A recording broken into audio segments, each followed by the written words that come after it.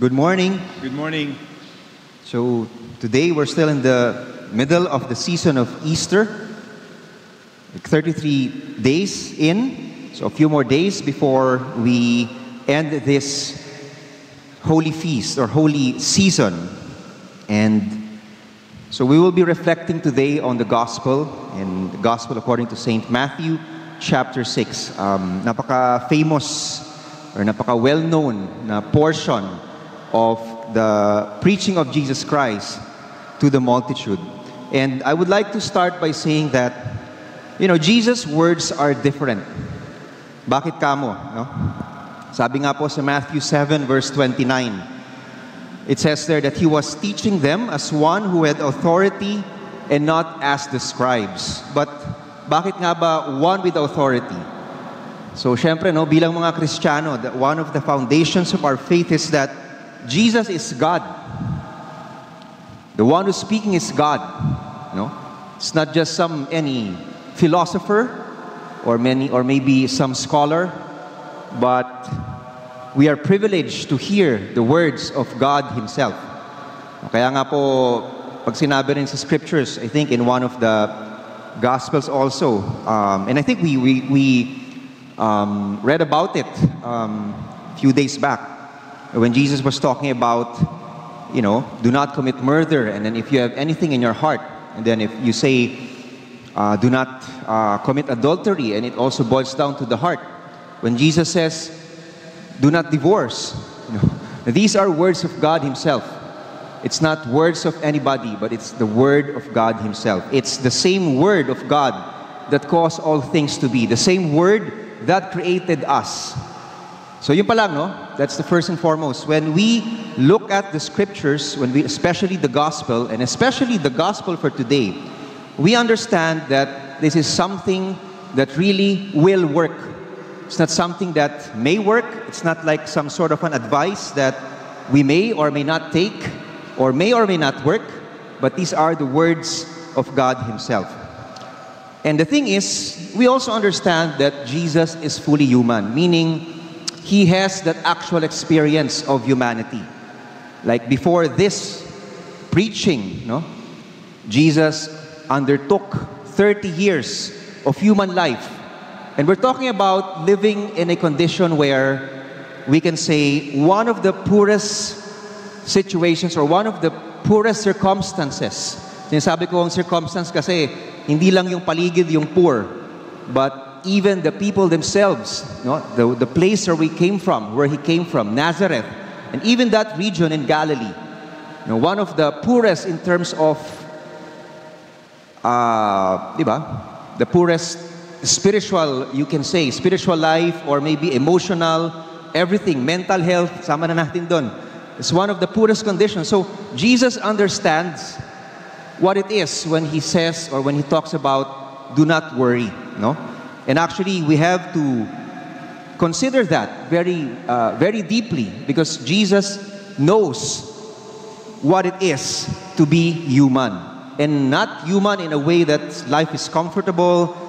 Just we have aspirations, or maybe in the context of modern life. Not that it's all, not that Jesus doesn't also relate to us right now. But what I'm saying is that for us to really understand what He's talking about, it's good for us to really understand where Jesus was coming from. That was the situation, that was the audience that He had at that time. These are people who were oppressed, people who were in slavery for hundreds of years. And that's why we have to appreciate more what Jesus is talking about, particularly in this gospel. Sabi nga po, naalala ko yung homily or reflection of Bishop Ariel, I think also last week, when he said that, Jesus, or as Christians, we follow the life of Christ because He practices what He teaches, and rightfully so. But I'd like to go even beyond that, because Jesus is not like any other teacher, because what He actually does is He only preaches what He practices, right? So meaning, when He says, do not worry, He has already practiced it in his life, in His human life. So we can take that comfort that these words, when we really strive hard to obey them and take them to heart, we will be able to find peace. And I think that's what also this gospel, this portion of the gospel speaks to us. It is all about peace. When we talk about not worrying or not being anxious, how do we achieve that? It's by having peace in our hearts. And the thing with peace is, actually, it's God's will for us. That is why, as part of our Easter celebration, we know that in the gospel, when Jesus resurrected from the dead, ano ba yung unang sinabi ng Panginoon? Isa sa mga una, He proclaimed peace to His disciples. And that is why we know that peace is given. It's not something that we pursue. Tayo kasi, in this modern age, we're very into the pursuit of happiness. Diba?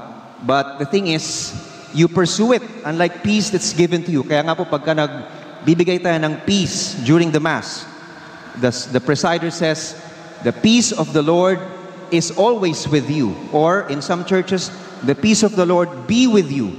Meaning, andyan na yan. Nasa sayo kung tatanggapin mo o hindi. Amen? So that's what this really is all about when Jesus says, do not worry or do not be anxious.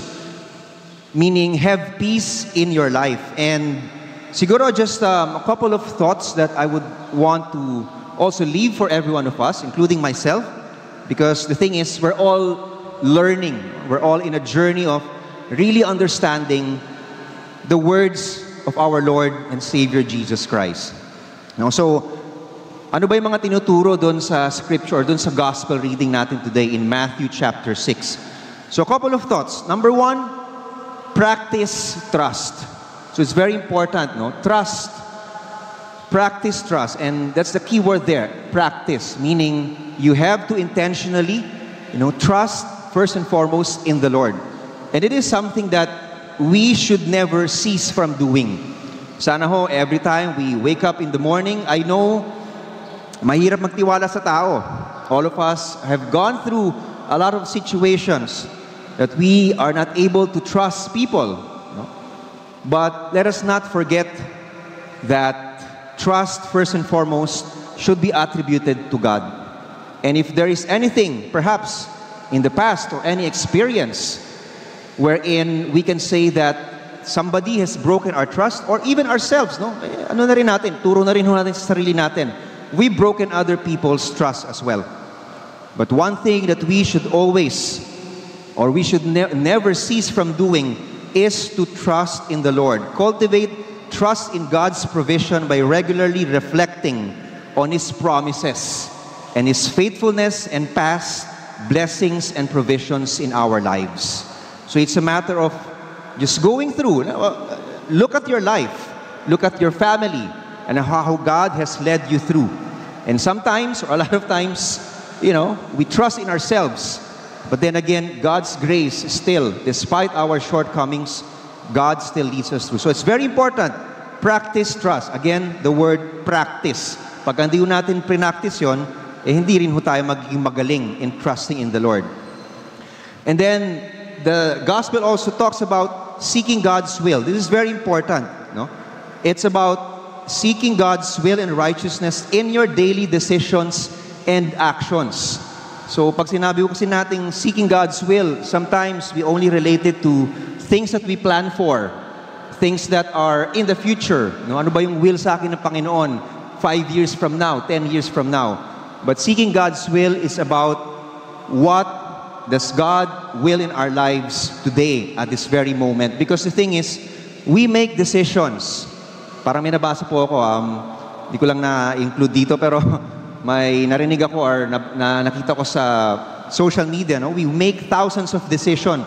Pag, when you just get out of bed pa lang, there's lots of decisions that you already have to make. And that is why it's important. What is seeking God's will in our lives at the very moment. So that's a good context to dwell on. It's not about the future plans. It's not about God's future will in my life. But what is God's will in my life at the moment? And which I would segue to this next thought, which is, if we want peace, then let's live in the present. No? It's about being mindful and living in the present moment, releasing our worries about the future, and focusing on the blessings and opportunities of today. Because the thing is, sabi nga dun sa gospel, no? Sa last part ng gospel natin, sabi ni Jesus, sabi ni Christ, don't worry about tomorrow because today you have a lot of things to take care of. But the thing is, we need to be able to see it. How do we see it? Do we see them as just merely challenges, or are we seeing them as opportunities by which God's blessings can flow in our lives? Again, it's about mindset. And then this one is also very important, no? If we want peace, if we want peace of mind, if we want peace of heart, you know, sometimes parang sabihin natin, wala na akong pakialam sa iba, basta't ako may peace. But how can you achieve peace if you do not have peace with each other? And it is very important what the Lord teaches us when He talks about do not worry. Foster peaceful relationships. Ito rin po yung something that we should pursue. Actually, ito dapat, hindi pursuit of happiness. Pursuit of peaceful relationships with others. Because this is really what will enable us to have peace in our hearts and our minds. Eh, may peace ka nga, sabi mo, I have peace in my heart, pero meron ka namang kagalit. It's very contradicting, right? So we should pursue this. Pursue peaceful relationships. And siguro, segue ko lang po ito, no? Request ko po sa ating lahat. Medyo may baka off lang sa reflection, but this is something that I carry in my heart because, you know, we're living at a time wherein the world around us, parang peace is not something that, or peace with others, peace with your neighbors is really, you know, something that's far-fetched. Actually, kahit nga yung sa bansa natin, di ba?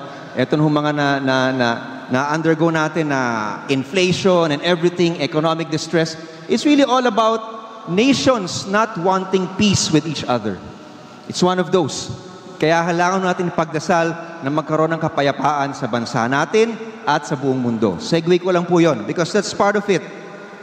Fostering peaceful relationships. I know maybe it's far from our own personal lives, but very important to understand that because a lot of things can start by our own relationship with one another.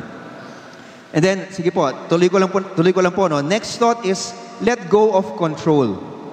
Surrender control over outcomes and circumstances, trusting that God's plans are ultimately for your own good and His glory. Just that foundation that we always quote that verse, in Jeremiah chapter 29. God's plan for us is for our future and for our hope. You know, it's not prosperity gospel, it's just God's word. And we need to be able to stand on that. And we have to let go of control. And then next, very important also, again, the word practice gratitude. Just be thankful, no? In every moment of your life, Lord, maraming salamat. Just being intentional also in being thankful. Thank you, Lord. Meron akong Grab na nag-take ng aking ng aking booking.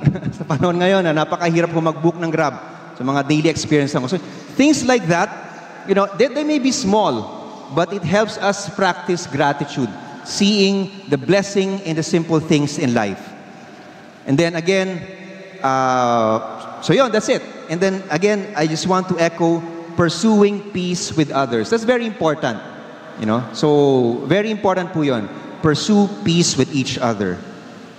So I hope, you know, these words can help us really embrace the teachings of Christ, the teaching of the very Word of God Himself. And, you know, it's easier said than done. Lahat ng mga sinabi ko rito, let go of control, living in the moment, especially in this day and age, mahirap hong gawin yon. But one thing we know for sure is that, sabi nga ni St. Paul, in 2 Corinthians chapter 12, verse 9, when we are failing in these things, when we still find ourselves worrying, all we need to understand is His grace is made perfect in our weakness. Above all, having that peace in our hearts, not being able to worry, not being able to be anxious, It all starts from the grace of God.